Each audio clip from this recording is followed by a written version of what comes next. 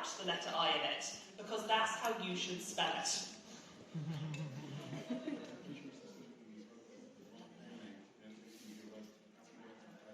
No importa, no importa. Sí, efectivamente he escrito mal mi propio nombre. Más que nada porque como 10 novelas publicadas con Claire North, escrito Claire, C-L-A-I-R-E, pues esa I sobra. Hay 10 novelas que están por ahí en el mundo donde esa I no debería estar porque no es como se escribe el nombre realmente. In terms of the other names, they have aged as I have. So I started as Catherine Webb because I was young and it was writing young adults. I became Kate Griffin when I was old enough to start paying council tax and realised that the world was a cruel and unnatural place. And then I became Claire North when I started becoming pretentious. And my publisher decided that I was so pretentious I should be sold as fiction instead of fantasy SF, which is what I actually am. Y en cuanto al resto de los nombres, pues han ido evolucionando conmigo según he ido creciendo. Empecé firmando como Catherine Webb, porque bueno, es mi nombre real. Además, estaba escribiendo novelas juveniles y yo era adolescente, así que era perfectamente lógico que usara ese nombre. Después adopté el nombre de Kate Griffin, básicamente cuando tuve edad para empezar a pagar impuestos. En ese momento decidí que era hora de cambiar el nombre y fue cuando descubrí que el mundo es un lugar frío, cruel y despiadado. Luego me convertí en Claire North cuando básicamente pues me volví una persona pretenciosa. Tan pretenciosa que mi editor me dijo, mira, vamos a cambiarte el nombre, vamos a ponerte como Claire North porque tú ya no escribes lo que escribías, tú escribes ficción seria y te vamos a cambiar el nombre para que firmes así. Y no es verdad, yo siempre he escrito fantasía y ciencia ficción y es lo que sigo haciendo. Bueno, escribiste tu primera novela, Velvet Dreams, muy jovencita, empezaste a publicar muy pronto. Yo sé que hay gente que empieza a publicar antes de tiempo, que empieza a publicar muy jovencita y luego puede ser una experiencia muy negativa, puede producirles mucha ansiedad, ese enfrentamiento con la crítica tan joven puede ser bastante demoledor. ¿Cómo fue esa experiencia para ti? I was lucky in several ways. Firstly, social media had not been invented. That's how old I am now. So I dodged that bullet. I'm also the daughter of a publisher and a writer. And they were both very clear that writing is not a real job for grown-ups, and that my self-worth was in fact to be invested in doing my homework and doing the housework.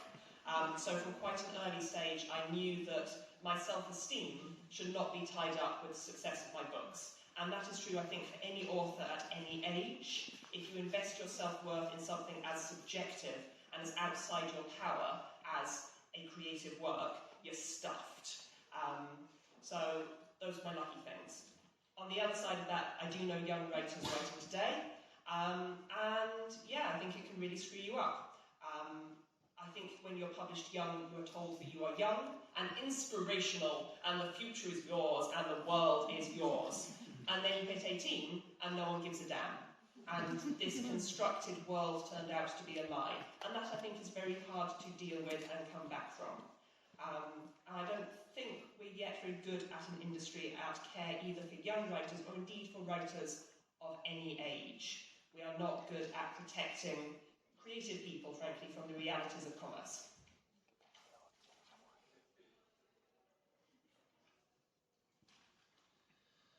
Tuve la enorme suerte de que cuando empecé a dedicarme a esto de la escritura, no existían las redes sociales. Para que os hagáis una idea de la edad que tengo, básicamente. No había redes sociales cuando empecé a publicar, ya os podéis hacer una idea. Y el caso es que mis padres se dedican al mundo del libro, han trabajado en la edición y como autor. Y me quedó muy claro desde el principio que lo de dedicarte a escribir no era un trabajo digno de una persona adulta de tal nombre, que escribir no era una profesión de verdad, que lo que yo tenía que hacer en casa eran los deberes del cole y las tareas del hogar, echar una mano y punto. Así que desde muy pequeñita tuve muy claro que el éxito, que mi valía como persona, no tenía que ver con el éxito de mis obras. Y eso me parece que es algo muy importante para los autores y autoras de cualquier edad. El ser conscientes de que nuestra valía personal no tiene que ver con el éxito de nuestra obra. Porque estás dejando, si te evalúas en función de ese criterio externo, estás dejando que sea un elemento subjetivo de fuera lo que defina tu valor autoral. Es decir, estás poniendo en manos de otras personas tu valor como autora. Esos fueron mis dos grandes beneficios, lo de que supiera desde el principio que mi valor no tenía que ver con mi producción literaria y lo de que no hubiera redes sociales. Pero, por otra parte, sí que conozco a muchos autores jóvenes hoy en día y me doy cuenta de que la crítica puede llegar a destrozar una carrera y llegar a destrozar a una persona. Cuando empiezas a publicar siendo muy joven, todo el mundo te aplaude. Parece que el mundo es tuyo, que está todo a tus pies, que tienes un futuro brillante por delante y que todo te pertenece. Y de repente cumples los 18 y a nadie le importas un carajo ya. Pasan absolutamente de ti y te das cuenta de que ese mundo en el que vivías en realidad es una gran mentira y es muy difícil recuperarte de ese golpe, es muy difícil volver a ponerte en pie después de un golpe así. Creo que se nos da muy mal en la industria editorial lo de proteger a los autores jóvenes o prácticamente a los autores de cualquier edad. No se nos da bien en la industria editorial proteger a las personas creativas de las restricciones comerciales que nos impone esta industria o de las condiciones comerciales que nos impone esta industria.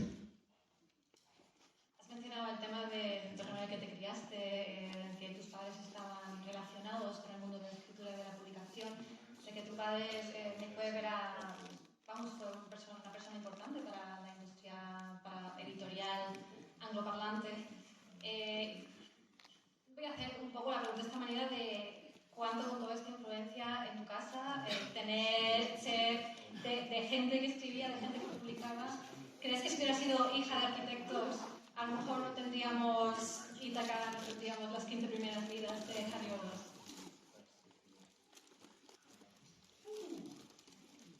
Interesting question. I'm going to answer that in two parts. No, I'm not going to answer it in one part. Easier. I'm autistic. Woo!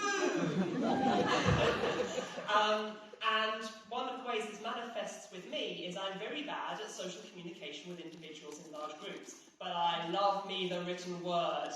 It is delicious. Nom, nom, nom. And so the odds are quite high I would have written something at some point. However, if you look at me and think, that's not an autistic person, she seems practically almost normal until she speaks. That is because I'm an autistic person who was raised in a supportive and loving household, where I was given freedom to read books and be the person I am. So I think the actual answer to that question is, I was raised by parents who gave me books, and that gave me the space to become who I am, faster, safer, hopefully better, hopefully a little less insane than might otherwise have happened. And for that, more than anything, I am very grateful and very, very lucky.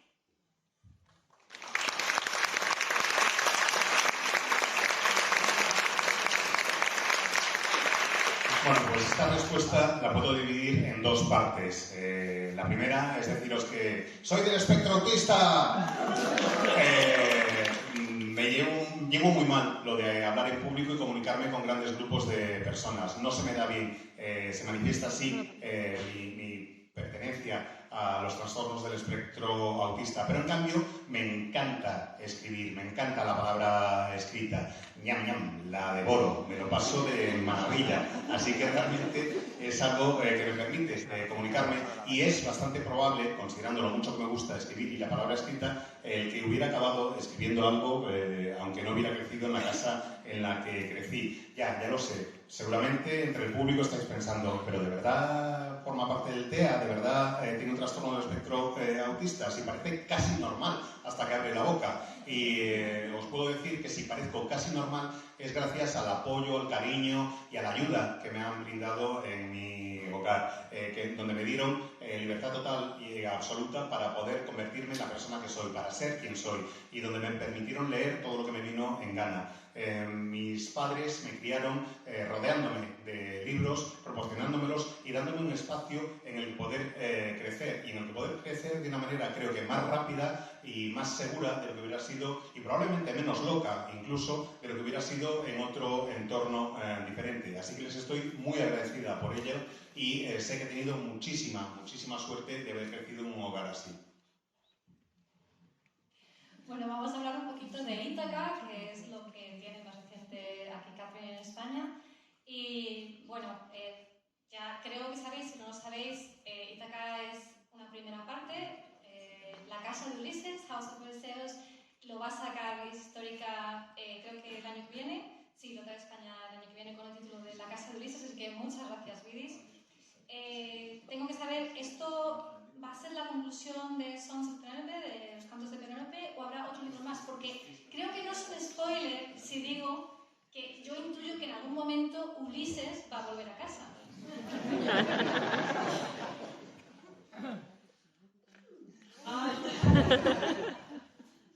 I've been told not to troll my interpreters.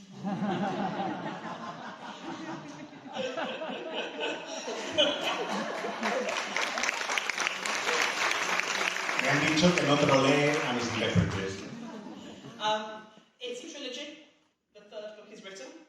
The first book is narrated by Hera and deals with power and queenship and all of that jazz. The second book is narrated by Aphrodite and deals with Helen of Troy, also coming to Ithaca, and beauty and sex and power and all that jazz. The third book, Odysseus, as you mentioned, may at some point have to come home, and it's a bastard when he does.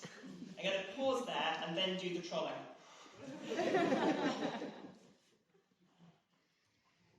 Bueno, el primer libro está narrado por uno de los dioses griegos. En el segundo es Afrodita, quien narra la historia. Es un libro lleno de sensualidad, de emoción, de un montón de elementos distintos, donde Penélope está en Ítaca tranquilamente. Y lo primero que tengo que decir, claro, que se me ha pasado, es que en realidad no son dos libros, sino que va a ser una trilogía.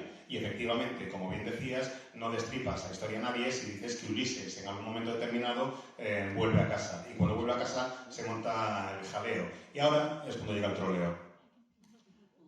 I am not very good at writing the voice of the goddess of love and desire.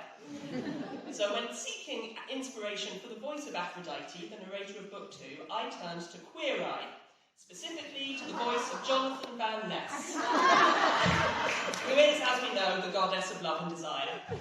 And thus, when you read Book 2, and I invite you all to read Book 2, you will find that the entire narrative voice sounds like this. Babe, you're giving me arm, you're giving me thigh, I love it. Did you go here yourself? I love the way you waxed your hair.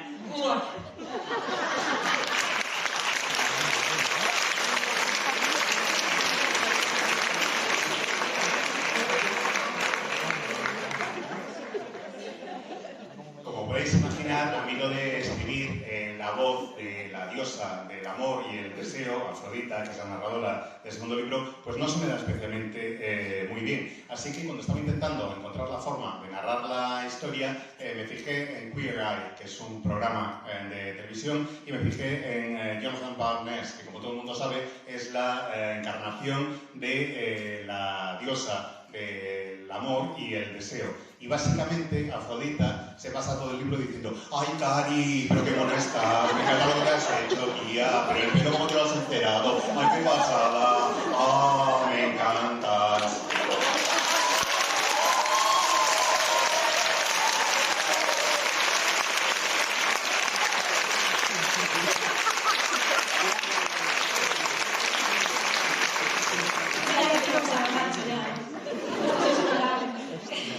Bueno, también creo que no, un spoiler, si no habéis leído la Odisea, la original, os recomiendo bastante.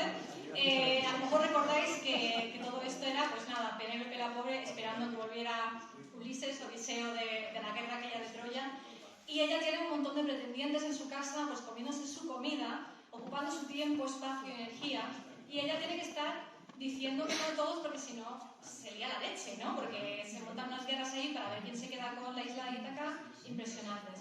Entonces ella lo que hace está tejiendo, supuestamente, pero se hace pasar por la peor tejedora del mundo.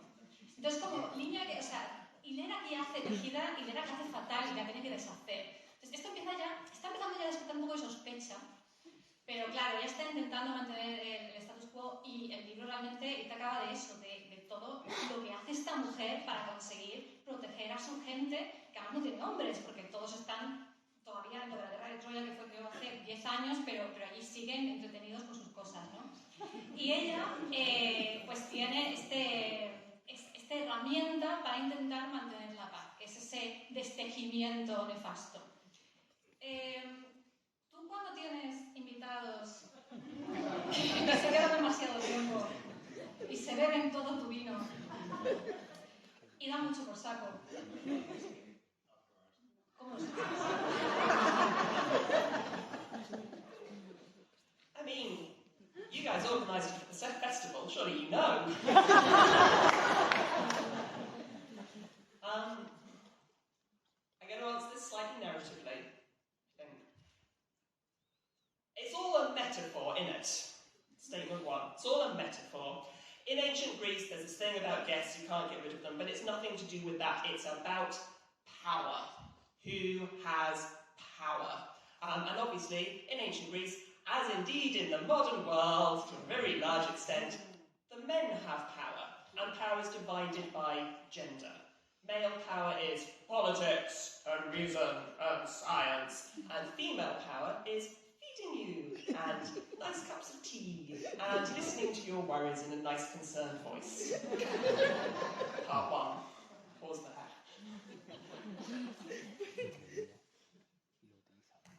Voy a intentar responder a eso. Bueno, en cuanto a lo de cómo deshacerte de invitados no deseados, a ver, que organizáis un festival, sabéis hacerlo. Bueno, libraros de los invitados. En cualquier caso, voy a tratar de responder a la pregunta de una manera narrativa y voy a tratar de centrarme en la medida de lo posible en lo que yo considero que es una gran verdad. En la antigua Grecia, el poder lo desempeñaban unos grupos muy concretos y determinados. Eso ocurría tanto en la antigua Grecia como en el mundo real hoy en día. Y es que el poder se asigna muchas veces por cuestiones de género. Y en la sociedad en la que vivimos, el poder lo suelen tener los varones, que se encargan de la política y de la lógica y de la ciencia, mientras que a las mujeres les está reservado el alimentarte, darte una tacita de té y escucharte con una voz, así como si se interesaran mucho por tus problemas. Part two. The presence of guests is about power. These are men with no kingdoms of their own, no land of their own. What they have is the power to force someone through the rules of society, rules that benefit them, to keep them in wine and meat, essentially. It's the only power they have. And if you look at society, most of society is about people holding on to the only power they have. For example, to get really political and controversial on this subject, women these days are often called upon to say what a real woman is. Can you be a trans woman, be a woman? Answer, yes. Yes, you can. Tick. But having fought so hard to get given any power as a woman, we're then pitted against each other and told, no, if you give power to someone else, you lose a bit of your own.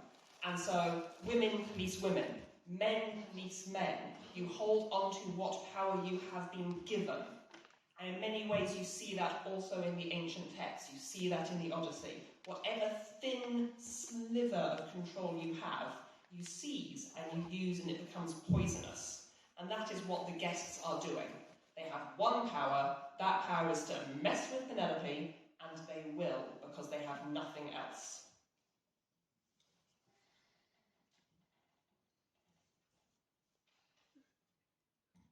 Y la segunda parte de la respuesta. Lo de tener o no invitados, en este caso concreto, es una cuestión de poder. Los invitados que tiene Penélope son reyes sin tierras, reyes sin corona ni reino. Y lo único que pueden hacer es forzar a Penélope, por las normas sociales en que viven, por las normas de la sociedad en la que viven, a que les tenga en una lista y les tenga como sus invitados. En general, en la sociedad, tanto en la Odisea como en la actual, cuando alguien tiene algo de poder, lo ejerce y lo exprime hasta las últimas consecuencias. Y además, lo de ejercer el poder suele ser una cuestión muy política. Y yo aquí me voy a mojar de verdad con una opinión que probablemente sea algo polémica, pero me da igual. Hoy en día se nos pregunta muchas veces a las mujeres qué es una mujer de verdad, quién es una mujer de verdad, si una mujer trans es una mujer. Y yo digo que sí, que claro que sí, que por supuesto. Lo que están intentando con este tipo de debate es generar un enfrentamiento entre nosotras, meter en la cabeza de las mujeres la idea de que si cedes parte de tu poder, que reconocer que otra persona también es una mujer es como ceder parte del poder que tienes, parte de la capacidad que tienes de decidir. Lo que es de las mujeres corresponde a las mujeres, nos dice la sociedad, y lo que es de los varones corresponde a los varones. Y como te despistes lo vas a perder. Y todo el mundo trata de ejercer el poder del que dispone. En el caso de la Odisea, estos reyezuelos tienen nada, un fragmentito de poder, una esquirlita de poder, y lo exprimen hasta las últimas consecuencias, hasta que se convierte en algo realmente venenoso. El único poder del que disponen en realidad estos personajes es el poder de tocarle las narices a Penélope, y lo hacen hasta las últimas consecuencias.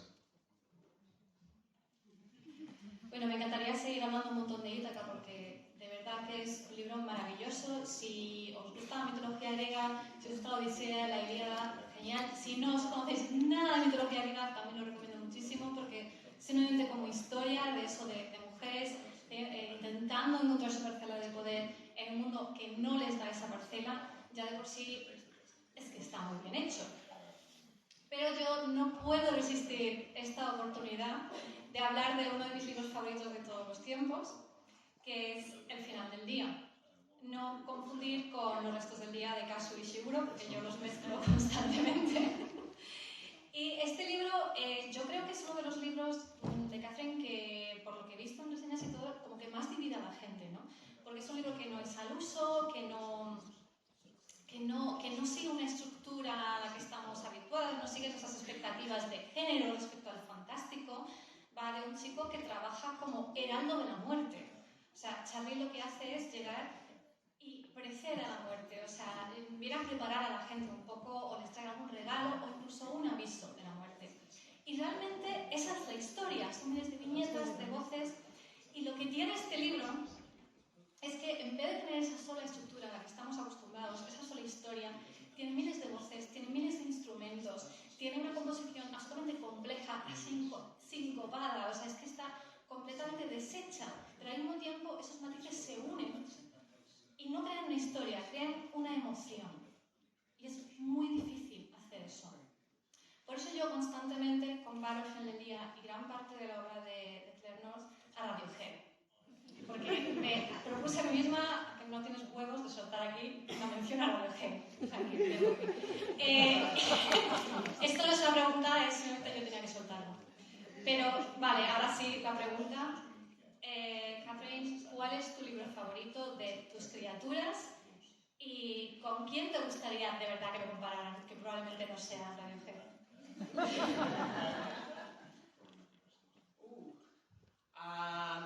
Right.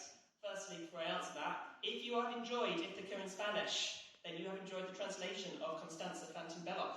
It's just important to flag that. I wrote the book, but she made it better. Part one. Part two. What's my favourite book? I don't know. It's usually the book you wrote most recently. Because as a human being, you're always changing and should always be changing, and what you write tends to reflect who you are in the moment. However, controversially, I'm going to say The Games House, because no one's read it. And it's fun. Some of my other books are bloody miserable. They're really grim. The Games House is fun, guys. It's a rollick. We all need that. And the final part, what I want to be compared to, I don't want to be compared to anyone, because that way you die. You die that way. You'll never live up to your heroes. So don't.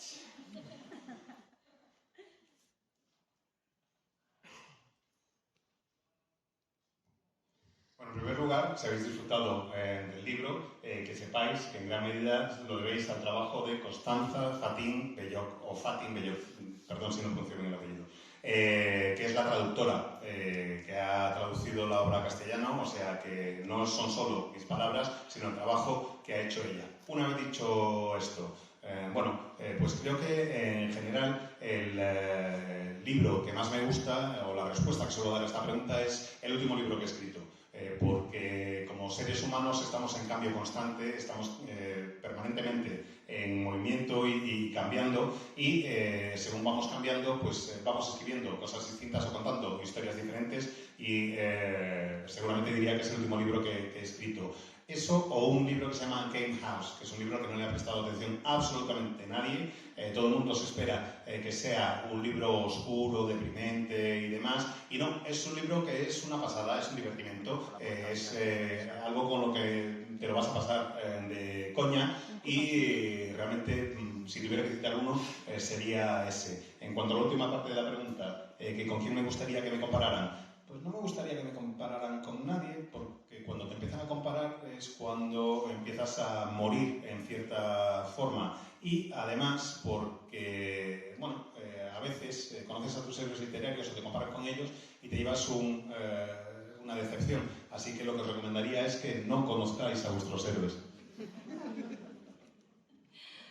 Cuando estaba leyendo el libro de Catherine como Claire North, de The Pursuit of William Abbey, que aquí por desgracia no está traducido, creo, se llama La persecución de William Abbey, que son estos libros de alguien que tiene un poder especial, más bien una maldición especial. Aquí se hacen referencias a que hay otras personas en el mundo con este tipo de poderes. Hay referencia a la gente que vive varias vidas. Hay referencia a que existe gente que después de un par de minutos te has olvidado de que existe. Entonces inmediatamente dices, no, espera, esto es las 15 primeras vidas de Harry August, esto es la súbita aparición de Hogg. Entonces, ¿es canon decir que muchos de los libros de Claire North ocurren en el mismo universo? You found my one paragraph. There is one paragraph in one book that is not in Spanish, in which I joined all the universes together. Does it change anything? No. Does it have a narrative consequence? No. Was my editor a bit like, not sure about this? Yes. Did I do it anyway? Yes. Only I am pleased. Sometimes I am a very self-indulgent writer.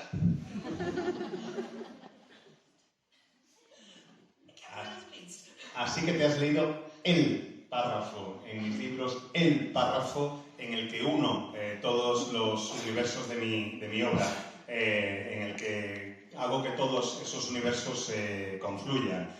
Pues efectivamente, así es, todos los universos de mi obra literaria están unidos gracias a ese párrafo. ¿Cambia algo la experiencia lectora por ese párrafo? No. ¿Hay alguna consecuencia porque haya escrito ese párrafo y todos los libros estén unidos? No. ¿Tiene alguna importancia o relevancia? No. ¿Le molestó a mi editor y me dijo, igual es mejor que no lo hagas? ¿Lo hice de todos modos? ¡Sí! ¿Por qué? Pues porque a ratos me gusta complacerme a mí misma, soy una autora autoindulgente, y a mí me divertía y dije, pues lo voy a hacer.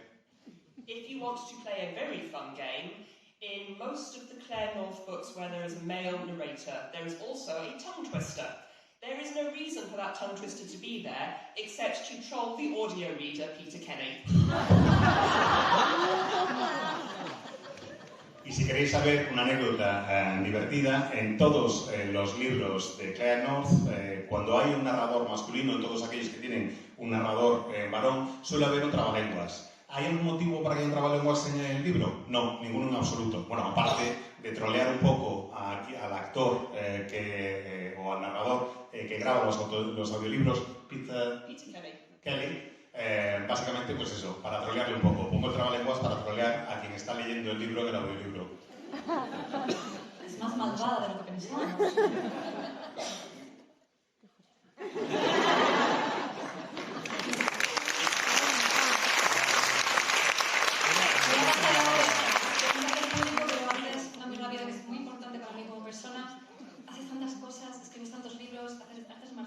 Tienes un trabajo de día. Un truco de productividad, por favor.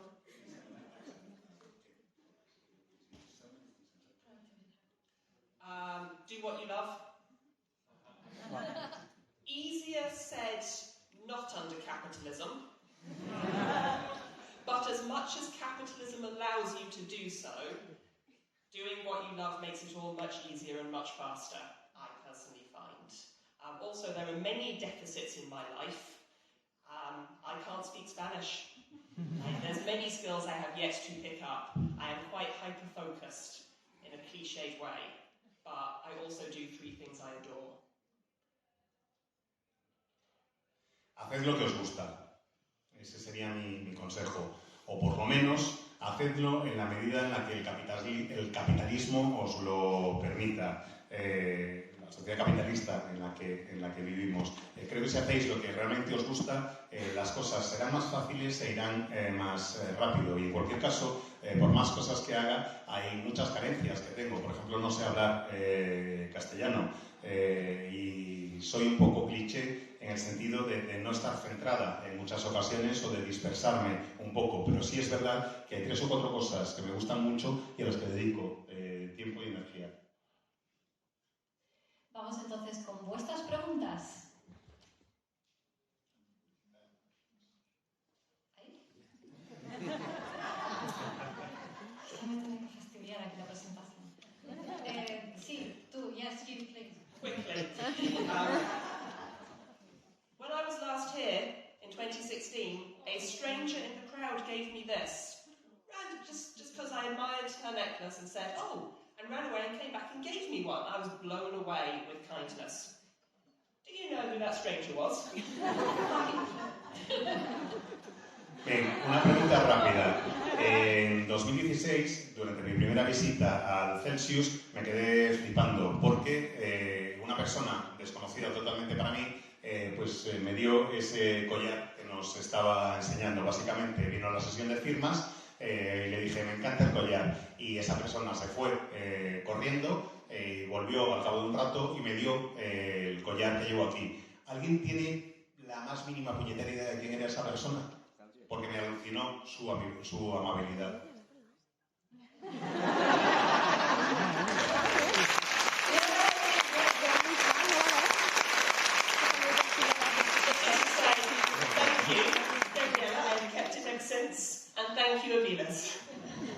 Así que ahora ya lo puedo decir, gracias por ese collar, Gabriela, lo llevo conmigo desde entonces y gracias a Viles. Me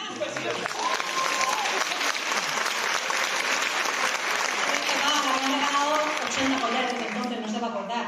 Primero encuentro con el collar puesto. Bueno. ¿Había una pregunta por aquí?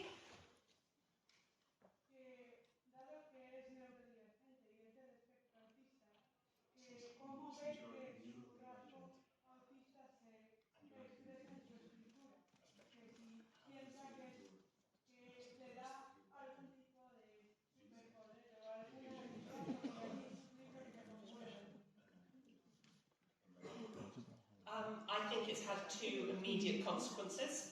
One is quite common amongst autistic people, which is that autistic people spend a lot of their time looking at the world going, why do you do it like that? This thing, what does it mean? And I think that comes across in my writing. I think you can see a lot of my books being full of just descriptions of stuff from the perspective of being baffled. I think the other impact is I hear words as colour and music, and I feel emotions as colour and music. This creates a deficit in my writing, in as much as my editor spends all her time going, can you say this character is sad? I'm like, I don't know if this character is sad. They feel purple. And I think, again, if you look at my writing, you'll find very few emotional words, but a lot of language that is 3-dimensional and colourful, because that's how I experience the world emotionally. It's not better, it's just different.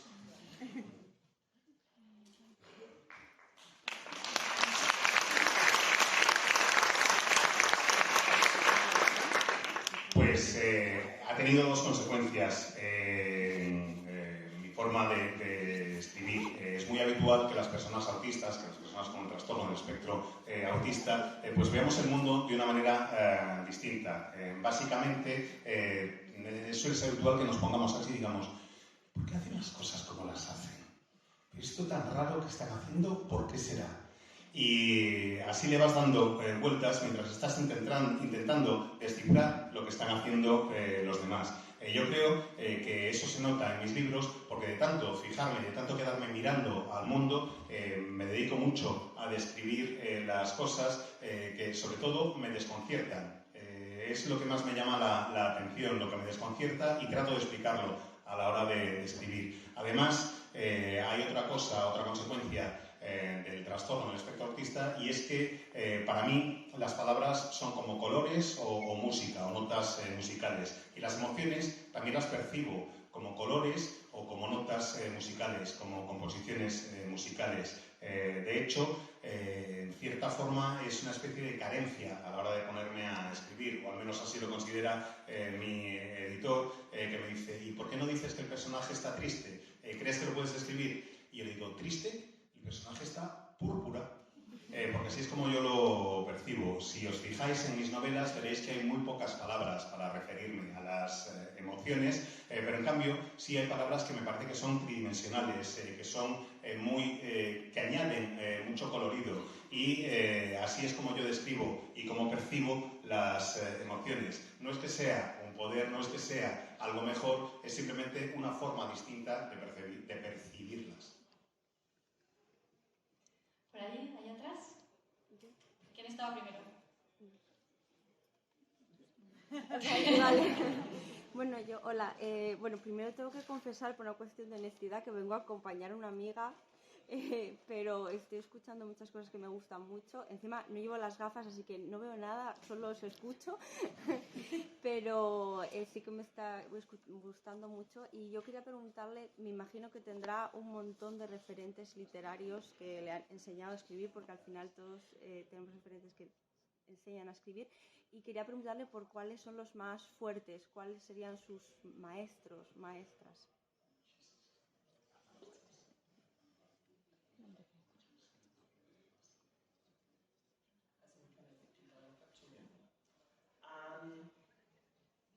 It's quite an old list with some newbies.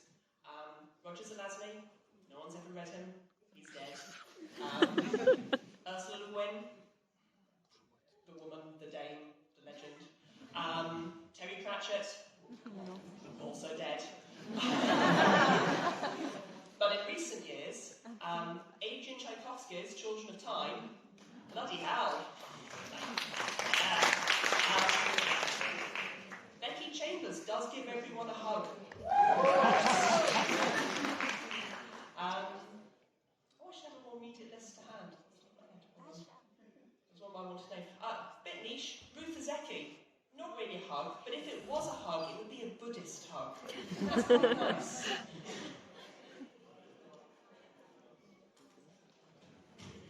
Roger Zelazny, que por desgracia está muerto, es un autor del que poca gente ha oído hablar, pero vamos, es uno de mis referentes. Ursula K. Le Guin, la señora, la mujer, la dama, la leyenda. Terry Pratchett, también fallecido por otra parte, pero autores vivos de los últimos años, pues Adrian Tchaikovsky es uno de los que realmente me impresionan. El de Hijos del Tiempo, la saga de Hijos del Tiempo, me parece absolutamente extraordinaria. Es como si te diera un abrazo cuando la lees. Y también Ruth Nessie, que es como un libro que te hace sentir un abrazo, una caricia budista, y que realmente es muy buena.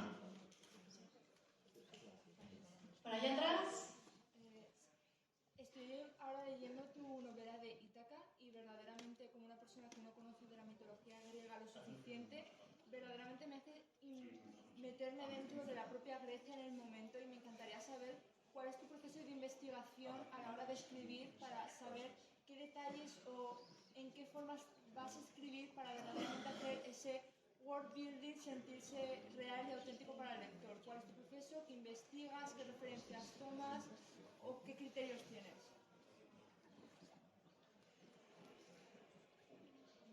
Okay. I am a terrible researcher when it comes to Ithaca. I've read the Odyssey, I've read the Iliad, I've read the Oresteia. I spent a lot of time on the internet. I went to the Mycenaean exhibition at the British Museum. And then I stopped, and thus should be sacked. However, my defence is that the story I'm writing is not for dead Greek people. The story I'm writing is for you guys and our world. It is about us and who we are now. Every book ever written may have been written for the time it was written in, but we are the readers today. We read it for who we are today. And you are my target audience. So I am not interested in poetic fragments. I am interested in what does this story say about who we are now and how we got that way and how this power and this narrative affects us. And I think that is the point of basically all books. Whether the author intended it, it will be how the reader reads it. That was succinct. Boom! Mi proceso de documentación se limitó a leer, para Ítaca, se limitó a leer la Ilíada, la Odisea y la Odisea. Son las fuentes de referencia. Luego también busqué en internet y fui a ver un par de exposiciones en el Museo Británico. Y para de contar, no hice absolutamente nada más. Porque estoy escribiendo para el público de hoy en día, estoy escribiendo para quienes estamos aquí. No escribo para los griegos de la antigüedad, que además ya se han muerto todos. Escribo para todos los aquí presentes, para todas las personas aquí presentes y para el mundo real, para quienes somos, para las personas de la actualidad. Creo que los libros pertenecen a las épocas en las que se escriben y a las épocas en las que se leen. Sois el público quien tiene que encontrar el libro interesante, a quien tiene que parecer el libro realmente interesante. Creo que lo que intentamos hacer es reflejar quiénes somos y así es como yo motivo la narración. En realidad, el poder del libro, una vez lo he acabado, está en manos de quien lo lee. Es el lector quien lo va a recrear y quien le va a dar el valor contemporáneo que realmente tiene.